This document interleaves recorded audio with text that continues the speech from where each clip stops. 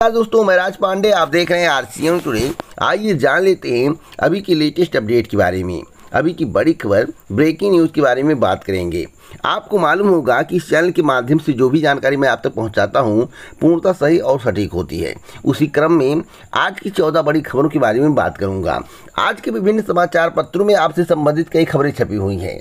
कई चैनलों के माध्यम से आपको समाचार पत्र की कटिंग दिखाई जाती है, पर उसको किस तरह से प्रदर्शित किया जाता है, किस तरह से आपको बताया जाता है, किस तरह समझाया जाता है, उनका समझाने का तरीका और मेरा समझाने का तरीका अलग है। एक बार वीडियो को देखिएगा, मज़ा ना आए तो कहना, कमेंट बॉक्स में बता देना कि आपको वीडियो कैसा लगा। भर्ती परीक्षाओं से लेकर सदन तक की पूरी जानकारी दूंगा। राजनीतिक मुद्दा हो, भर्ती परीक्षाओं से संबंधित कोई खबर हो, अन्य मुद्दा हो, बेरोजगारी का मुद्दा हो, आम जनता का मुद्दा हो, हर एक मुद्दा उठाता हूं, निष्पक्षता के साथ बताता हूं। इसलिए वीडियो को लाइक शेयर कर दें। इसी प्रकार की ऑथेंटिक जानकारी के लिए चैनल को अभी सब्सक्राइब करें, बेल आइकन दबाएं, ऑल पर सेलेक्ट करें। सबसे पहले मैं बात करूंगा बच्चों के यूनिफॉर्म को लेकर। देखिए, सदन में खूब हंगामा हुआ, विपक्ष ने खूब हंगामा किया। हंगामा होने का कारण क्या है? आपको मालूम होगा कि पहले स्कूल में बच्चों का ड्रेस मिलता था, जूता मिलता था, बैग मिलता था, लेकिन सरकार ने पारदर्शी व्यवस्था करने के लिए 1100 रुपये बच्चों के अभिभावक के अकाउंट में डालना शुरू कर दिया। अखिलेश यादव ने इसी पर आवाज़ उठाया। अखिलेश यादव ने कहा, कोई एक ऐसा दुकान बता दो जहां 1100 रुपये में जूता, मोजा, उसके बाद जो है ड्रेस का कपड़ा या ड्रेस, बैग मिल जाए। क्या कोई ऐसा दुकान है जो 1100 में इतना कुछ दे सकता है? एक दुकान का नाम बताना, आप भी कमेंट बॉक्स में बताना।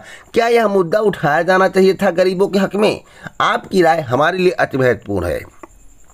अगली अपडेट है महंगाई को लेकर। महंगाई पर भी आवाज़ उठाई जा रही है।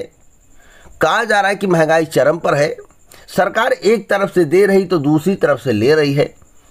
आखिरकार अचानक महंगाई कम हो जाती है और जब चुनाव प्रचार का दौर समाप्त हो जाता है, उसके कुछ महीनों बाद महंगाई बढ़ जाती है, तो कहा जाता कि हमारे बस में कुछ नहीं, तेल कंपनियों की बस में है, महंगाई हम नहीं बढ़ा रहे हैं, अंतर्राष्ट्रीय मार्केट पर निर्भर करता है। तो आखिरकार चुनाव के ठीक पहले महंगाई कम कैसे हो जाता है? यह भी सभी के जहन में एक सवाल है और इस सवाल का जवाब जरूर दीजिएगा अगर आपको पता है आखिरकार महंगाई कम कैसे हो जाता है चुनाव से ठीक पहले। कानून व्यवस्था को लेकर भी सवाल उठाए गए सदन में। देखिए, कानून व्यवस्था वास्तव में इस समय उत्तर प्रदेश में चरमरा गई है। भले ही बुलडोजर बाबा नाम प्रसिद्ध हो, इस समय बुलडोजर का दौर चल रहा हो, लेकिन मैं आपको बताना चाहता हूं, पेपर लीक के मुद्दे को उठाने वाले पत्रकार को जेल में डाल दिया गया, मुकदमा ठोक दिया गया। आपको मालूम होगा, इसलिए ईमानदारी से कोई खबर भी आप नहीं दिखा सकते हो। अगर दिखाओगे तो क्षमता रखोगे 4-6 महीने जेल में रह जाओ, 2 महीने जेल में रह जाओ। तो मैं आपको बताना चाहता हूं कि कानून व्यवस्था इस समय बहुत अच्छी नहीं है। गोरखपुर कांड, इलाहाबाद कांड इत्यादि कांड आप देख रहे होंगे, कितनी कानून व्यवस्था अच्छी है, मुझे बताने की आवश्यकता नहीं है। कई घटनाएं सामने आ रही हैं, चैन खींच लिए जा रहे। जो घटनाएं पहले होती थी, जिसका आरोप बीजेपी लगाती थी कि हमारी सरकार नहीं है, हमारी सरकार आएगी तो कानून व्यवस्था बेहतर हो जाएगी, वही काम वर्तमान में हो रहा, उससे ज़्यादा हो गया। अभी आंकड़े जब देखेंगे एनसीआरबी के तो आपको सब कुछ पता चल जाएगा, दूध का दूध और पानी का पानी हो जाएगा। तो कई मुद्दे जो है सदन में उठाए गए।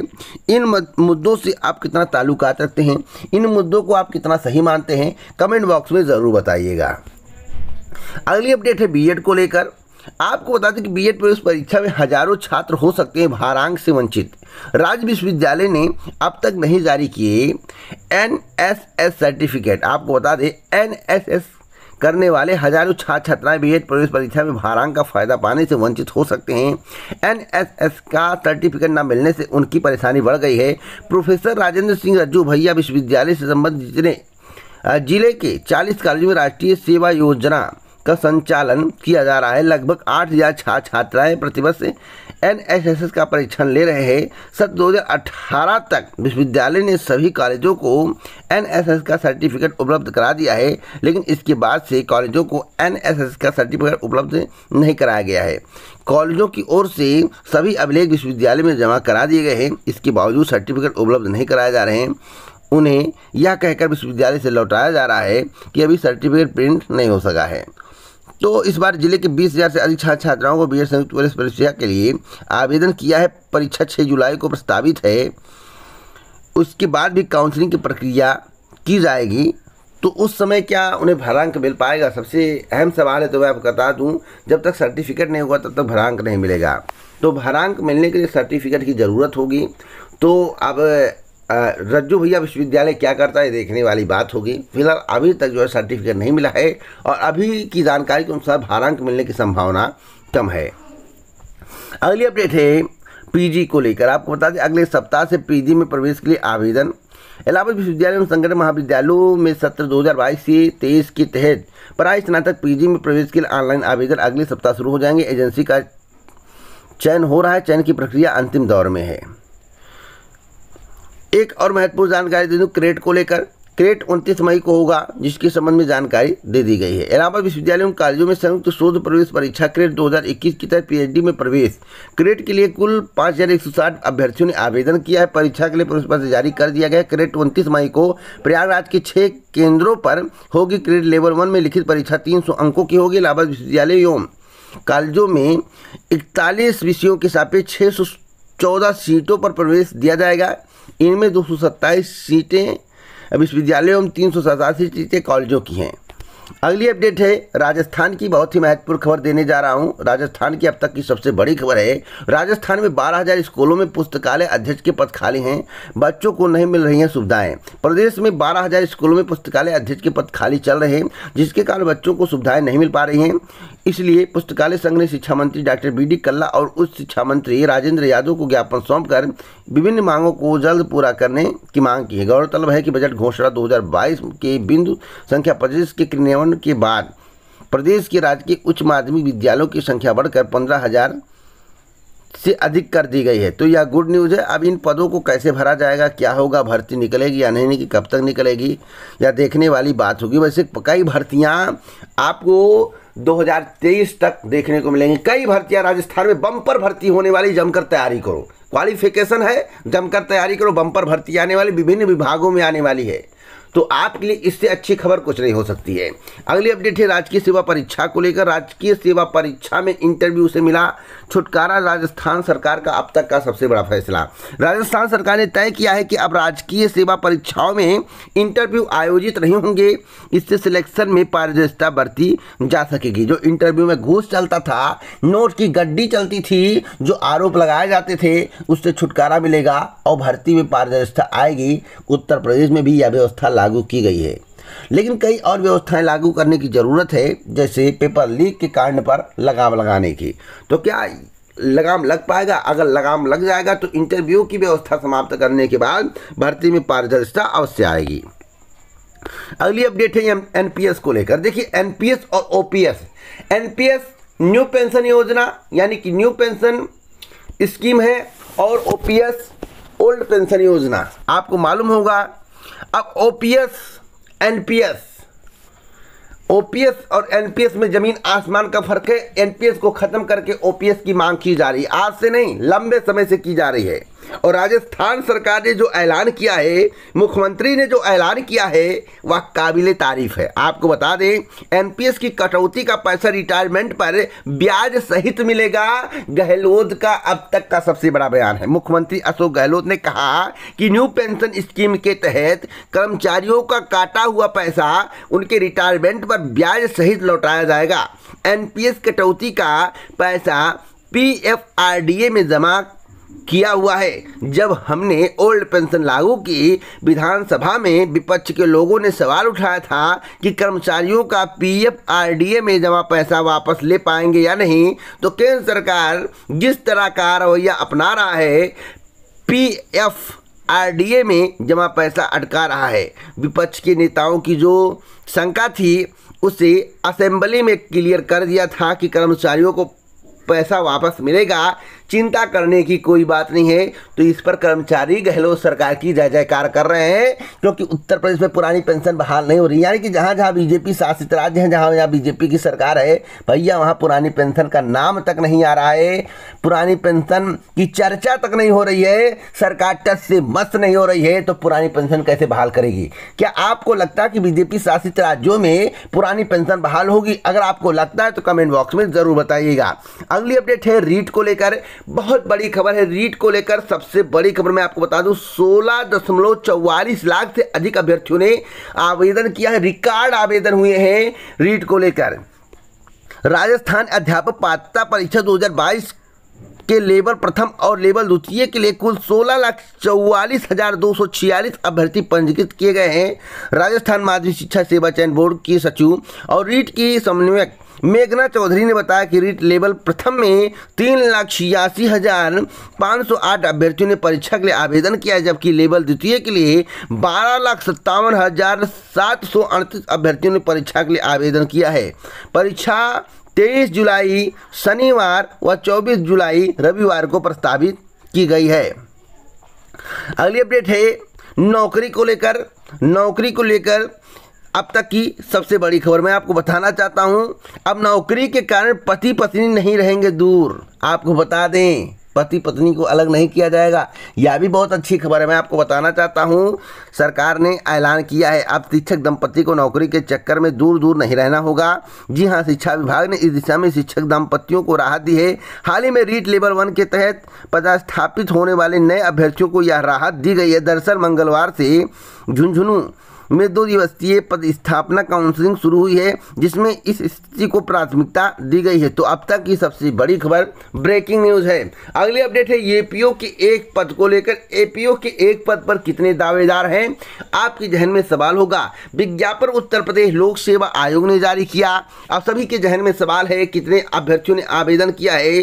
तो 44 पदों के लिए 64,390 अभ्यर्थियों ने आवेदन किया है। आयोग की ओर से 10 जुलाई को प्रयागराज एवं लखनऊ में प्रारंभिक परीक्षा होगी। एक पद के लिए 1,463 दावेदार हैं।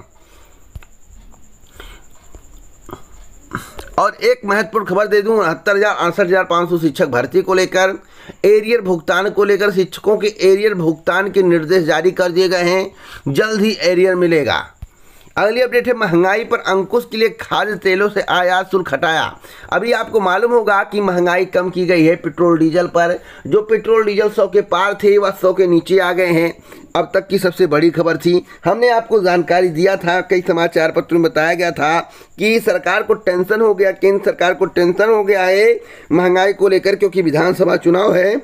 तो विधानसभा चुनाव के मद्देनजर सरकार सोच रही है कि महंगाई कैसे कम किया जाए। और आज के समाचार पत्र में जो लिखा हुआ है उससे आप एक आकलन लगा और सकते हैं। देखिए यहाँ पर लिखा हुआ कि केंद्र सरकार ने महंगाई पर काबू पाने के लिए एक और बड़ा कदम उठाया। सरकार ने मार्च 2024 तक, भैया चुनाव कब होगा, लोकसभा चुनाव कब होगा, इसके बारे में कमेंट बॉक्स में बताना। और समाचार पत्र में लिखा हुआ है कि केंद्र सरकार ने महंगाई पर काबू पाने के लिए और बड़ा कदम उठाया। सरकार ने मार्च 2024 तक कच्चे सोयाबीन और सूरजमुखी तेल के आयात शुल्क को मुक्त कर दिया है।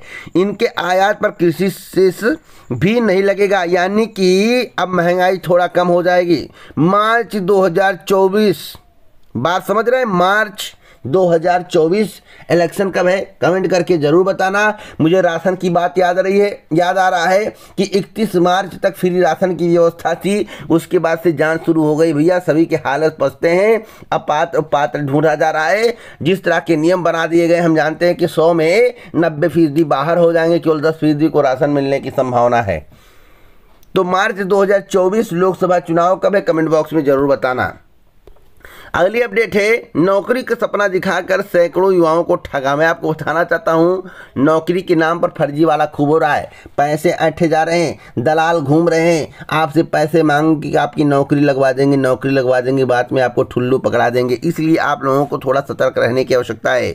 पुलिस ने सैकड़ों बेरोजगारों को विदेश में नौकरी दिलवाने के नाम पर ठगी करने वाले गिरोह का पर्दाफाश किया है। पुलिस मंगलवार को 10 साइबर ठगों को गिरफ्तार किया। तो इन सब ठगों से आपको बचने की आवश्यकता है।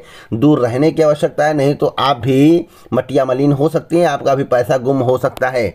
अगली अपडेट है, पूजा के हक पर 9 जून को निर्णय होगा। आपको मालूम होगा इस समय कई प्रकार के मुकदमे आपको हाई कोर्ट में देखने को मिल रहे होंगे, सुप्रीम कोर्ट में देखने को मिल रहे होंगे। दिल्ली स्थित कुतुब मीनार के बारे में आप लोग जानते होंगे।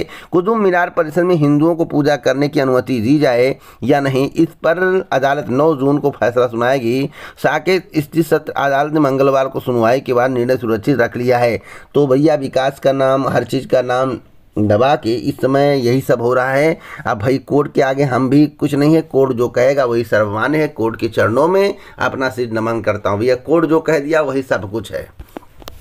अगली अपडेट है CHSL को लेकर। CHSL Tier 1 परीक्षा को लेकर अब तक की सबसे बड़ी खबर है। 40% अभ्यर्थियों ने परीक्षा को छोड़ दिया है। कंबाइंड हायर सेकेंडरी लेवल की परीक्षा है। आपको बता दें कर्मचारी चयन आयोग ने हायर सेकेंडरी लेवल यानी कि combined higher secondary level 2021 Tier 1 की ऑनलाइन परीक्षा मंगलवार को उत्तर प्रदेश और बिहार के 17 जिलों के 86 केंद्रों पर आयोजित की गई। कंप्यूटर आधारित परीक्षा 10 जून प्रतिदिन 3 पालियों में सुबह 9 से 10 और 12:30 से 1:30, 4 से 5 बजे तक होगी।